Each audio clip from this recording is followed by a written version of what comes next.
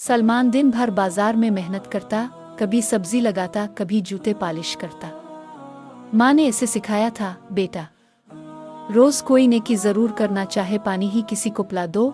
सलमान के पास ज्यादा कुछ ना होता, लेकिन एक चीज थी जो वो रोज देता था, ठंडा पानी। मस्जिद के बाहर रोज एक बाबा जी बैठते थे, कोई बात न करते, सिर्फ मस्जिद को तकते रहते। सलमान हर रोज उन्हें एक मिट्टी के कूजे में पानी देकर कहता, बाबा जी पी लीजिए, गर्मी बहुत है। बाबा जी बस मुस्करा देते और खामोश रहते। एक दिन मौलाना बशीर ने सलमान को रोक कर कहा, बेटा तुमने बाबा जी को क्या दिया?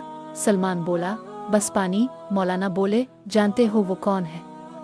वो एक वक्त में बड़े आलम थे, दुनिया की चमक दमक से दिल टूटा तो खामोश हो गए।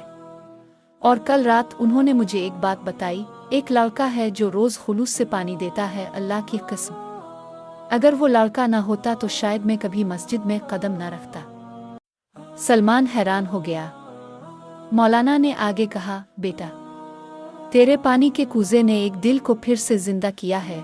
चंद हफ्तों बाद बाबा जी का इंतकाल हो गया। उनके कमरे से एक पुराना थैला मिला जिसमें एक खत था। ये रकम इस लड़के के नाम है जिसने मुझे रोज अल्लाह की मोहब्बत का जायका पिलाया।